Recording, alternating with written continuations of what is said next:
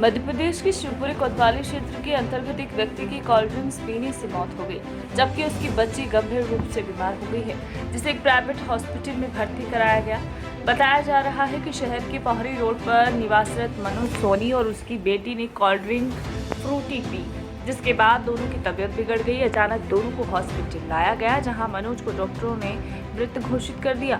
वहीं उसकी बेटी सोनिया की हालत गंभीर बनी हुई है। फिलहाल पुलिस मामले की जांच कर रही है।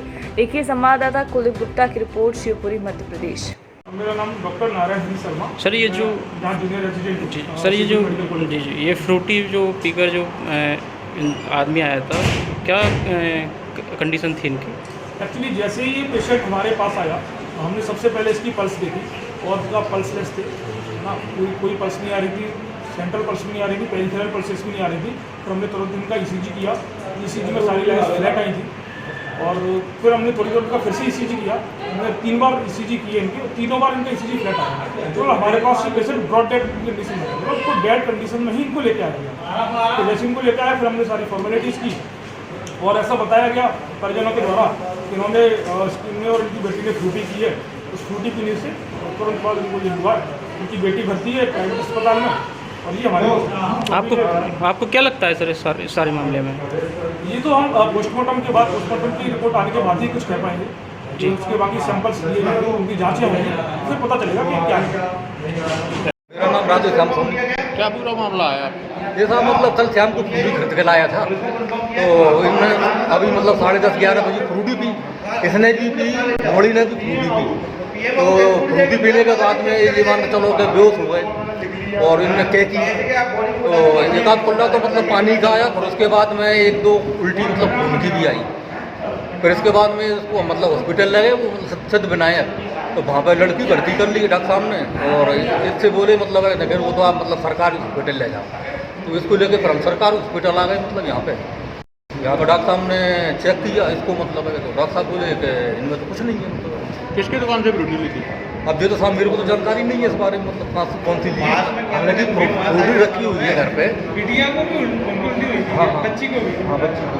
और इसको सुबह पहले कुछ खाया था कैसे? पहले कुछ नहीं खाया, कुछ खाया, फ्रूटी पी थी। फ्रूटी पी है। दोनों को सादा उल्टी हुई कि खून की उल्टी? दोनों को साथ में हुई है, दोनों ने साथ ही पी थी। तो सादा उल्टी कैसी, खून वगैरह? उल्टी मतलब खून की हुई, खून की उल्टी हुई। मैं अकेला ही चला था जानिबे मंजिल, मगर लोग आते गए और कारवा बनता गया। ये लाइन 11 ब्रदर्स टीम पर बिल्कुल सटीक बैठती है, क्योंकि कोरोना जैसी वैश्विक महामारी ने जहां पूरी दुनिया को हिलाकर रख दिया है, तो वहीं भारत भी इससे अछूता नहीं है। भारत में भी इस वायरस ने हाहाकार मचा रखा है। यहाँ की अर्थव्यवस्था सामाजिक ताने बाने को बिखेरने में लगी हुई है।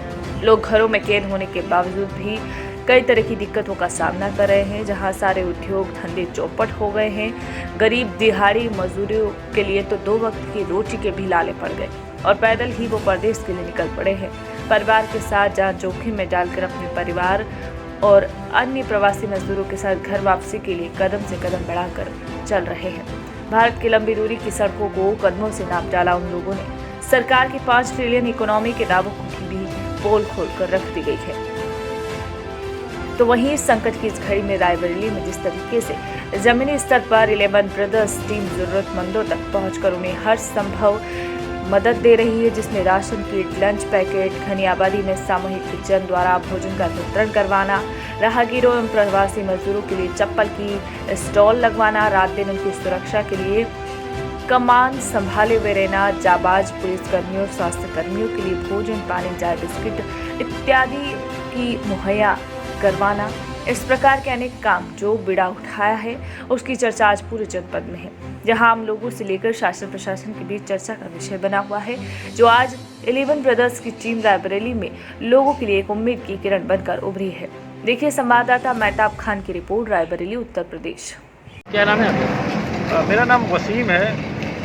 11 ब्रदर्स टीम का एक पार्ट हूँ मैं, और अभी फिलहाल हम लोग आज 52 दिन हो गए हैं लगातार हम लोग जनसेवा करते हुए। और यहाँ भी हम लोग देखते हैं, आप जो है हम लोग जो है जो लोग राहगीर चल रहे हैं उनको हम राशन वितरण, वो खाना वितरण कर रहे हैं, और अलग अलग जगहों पर हम लोग राशन किट और सैनिटाइजर एंड मास्क वितरण करते हैं। कोई संदेश? सभी के संदेश मेरा यही कि जितने भी लोग हैं हर शहर के, उनको मैं संदेश ही देना चाहता हूँ कि अगर कुछ लोग आपस में आके मदद करेंगे तो कोई भूखा नहीं सोएगा। तो 11 ब्रदर्स टीम का यही एक संदेश है। कितने लोग हैं आपकी टीम में? हमारी टीम वैसे नाम तो 11 ब्रदर्स लेकिन है बहुत लोग, जिसमें से मेन काफ़ी सारे लोग हैं जो यहाँ पे हैं। श्रीकांत मिश्रा हो गए, राहुल वाजपेयी हो गए, अविनाश जी हो गए, पौवा हो गए, अजीम हो गए, काफ़ी सारे लोग हैं। मोनू सोनकर हो गए, गोलू चौधरी, काफ़ी सारे लोग हैं जो एक साथ मिलकर हम लोग काम करते हैं। जी, क्या नाम है आपका? मेरा नाम राहुल वाजपेयी है। अच्छा, आज आप लोग स्टॉल लगा के पैकेट ये लोगों को दे रहे हैं? ये स्टॉल हम लोगों का डेली लगता है यहाँ पर। अच्छा, हम लोगों का काम है, जो मजदूर आ रहे हैं इस समय, वो इतने भूखे प्यासे आते हैं और उनको ठीक से मदद नहीं मिल पा रही, तो उनकी समस्याओं को देखते हुए हम लोगों ने यहाँ पे स्टॉल लगाना शुरू किया है। जब शुरुआती दौर था लॉकडाउन का, जब मजदूर आ रहे थे, तब भी हम लोग यहाँ पर स्टॉल लगा के उनको खाना वितरण कर रहे थे, लेकिन बीच में मजदूरों का आना बंद हो गया। उस बीच हम लोग राशन की किट पहुँचा रहे थे, जो काशीराम कॉलोनी वहाँ पे हम लोग लगातार रसोई चला रहे थे, सैनिटाइज़र हम लोग बांट रहे थे, हम लोग मास्क बांट रहे हैं। और इसी के साथ हम लोग जो गरीब लोग हैं जिनके पास, जैसे बीच में कुछ काफ़ी लोग की चप्पल, जिनके पास नहीं जूते नहीं, उनके हम लोग चप्पल जूतों का भी इंतजाम कर रहे हैं। लेकिन इधर बीच खाने की समस्या ज़्यादा थी मजदूरों के सामने, इसलिए हम लोगों ने एक स्टॉल लगाया है खाने का, जिसमें अधिक से अधिक लोगों को भोजन उपलब्ध करा सकें। तो आप लोगों की कोई टीम है, कुछ संगठन का नाम? ये हम लोगों की टीम 11 ब्रदर्स नाम से है। हम लोगों का 11 दोस्त हैं बचपन के, सब एक ही मोहल्ले में रहते हैं और हम लोगों ने मिलकर ही ये टीम बनाई है। सब लोग आपस में पैसे इकट्ठा करते हैं, चंदा देते हैं। कुछ लोग जो बाहरी हैं हम लोगों की मदद करते हैं और हम लोग सब लोग मिलकर लोगों की जनसेवा कर रहे हैं। आज हम लोगों का 52वां दिन है लगातार। शिवपुरी की वायरल फोटो इन दिनों दोस्ती की मिसाल बनी है। वैसे तस्वीर की असली कहानी कोरोना संकट के दौरान दो दोस्तों की है, जिनमें से एक की सांसों की डोर टूट चुकी है। ये तस्वीर करारा जवाब है धर्म के उन ठेकेदारों के लिए जो देश में धर्म के नाम पर नफरत फैलाने की राजनीति करते हैं। इस तस्वीर में कैद जज्बात संवेदनशील इंसानों की आंखों को नम करते हैं। जी हाँ, बताते चले कि ये सिर्फ दोस्ती की मिसाल ही नहीं बल्कि सद्भावना की सीख देने वाली बेहतरीन नजीर भी है। दरअसल फोटो में नजर आ रहे दो लड़के अमृत और मोहम्मद सयूम हैं। पहले इनका काम बंद हुआ, फैक्ट्री मालिक ने पैसा नहीं दिया, फिर भी जैसे तैसे जुगाड़ करके इन्होंने ट्रक वाले को 4-4 हज़ार रुपए किराया दिया और लॉकडाउन की मुश्किलों से जूझते हुए दूसरे मजदूरों की तरह एक जत्थे में सूरत से बस्ती के लिए निकल पड़े। लेकिन अचानक भूख और गर्मी की मुश्किल झेलते झेलते शिवपुरी के नजदीक अमृत की तबीयत बिगड़ गई। ट्रक में बैठे बाकी मजदूरों को कोरोना की शंका हुई तो उन्होंने ट्रक वाले से जिद कर अमृत को इसी हाल में सड़क पर से ट्रक में से उतरवा दिया। ये देख उसका दोस्त मोहम्मद सयूम भी ट्रक से उतर गया। उसने अमृत को अपनी गोद में लिटा लिया और उसे धीरज दिलाते हुए संभालने की कोशिश की। तभी वहां से गुजरे स्थानीय बीजेपी नेता सुरेंद्र शर्मा ने जब दो मजदूरों को सड़क किनारे बेहाल देखा तो रुककर 108 एम्बुलेंस बुलवाई। इस दौरान पूरे वक्त मोहम्मद सयूम अपने दोस्त अमृत को होश में लाने की कोशिश करता रहा, लेकिन कोरोना के डर से उसने अपनी जान की भी चिंता नहीं की। ये बात है कि उसके बाद भी वो अपने दोस्त को मौत के चंगुल से नहीं छुड़ा पाया। भले ही बाद में मृतक अमृत को भी कोरोना नहीं निकला। आखिरी लम्हों में हिंदू अमृत अपने मुस्लिम दोस्त मोहम्मद सयूम की गोद में सिर रखकर लेटा रहा और उसने अपने दोस्त सयूम की गोद में ही जिंदगी की आखिरी सांसें ली। इन दोनों की जिंदगी की कहानी कोरोना काल से जुड़ी है। जाहिर है कि ऐसी दोस्ती की मिसाल लंबे वक्त तक दी जाती रहेगी।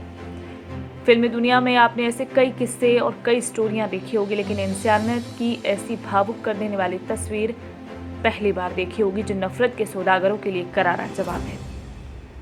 देखिए संवाददाता कुलदीप गुप्ता की रिपोर्ट, शिवपुरी मध्य प्रदेश।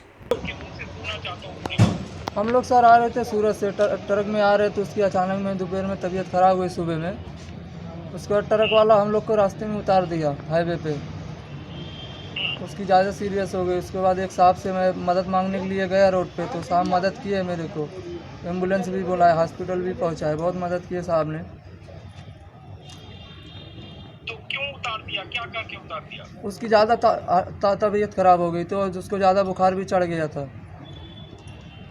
तो जो ट्रक में बाकी मजदूर थे उन लोगों ने उतार दिया? हाँ, उन लोग बोले ट्रक वाले से भी इसको उतार दो, इसको उतार दो। तो मैं बोला ठीक है, इसको उतार रहे हो तो मैं भी उतर रहा हूँ।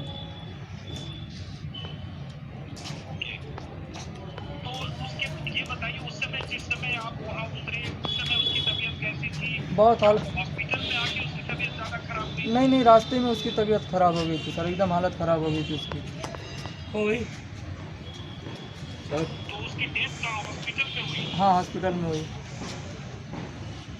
हॉस्पिटल आया कैसे? क्या आया हमने? मैं साथ में था, अमृत के एम्बुलेंस से लेके आया था सर। एक चीज और बताइए कि कब से दोस्ती थी आपकी हम लोगों में? एक गांव की भी थे सर, दोस्ती भी थी, साथ में रहते भी थे शहर में, अलग अलग काम भी करते थे, एक ही रूम में शहर में रहते भी थे। बस्ती में आप लोग वहाँ बस्ती में बचपन से दोस्ती थी आपकी? हाँ दोस्ती तो बचपन ही से थी। और वहाँ सूरत में आप लोग साथ रहते थे? हाँ साथ में रहता था, अलग अलग काम करता था। नहीं मतलब साथ में घर में रहते थे सूरत में? हाँ तो और वो क्या करता था और आप क्या करते थे? वो लूम मशीन चलाता था, मैं धागा बनाता था। नहीं क्या करें, वो क्या करते थे? वो लूम मशीन चलाता था सर, कपड़ा भी नहीं करता था हाँ और मैं धागा बनाता था। धागा बनाते थे आप? हाँ तो आप लोग फिर चले कैसे? आप लोग चले कैसे?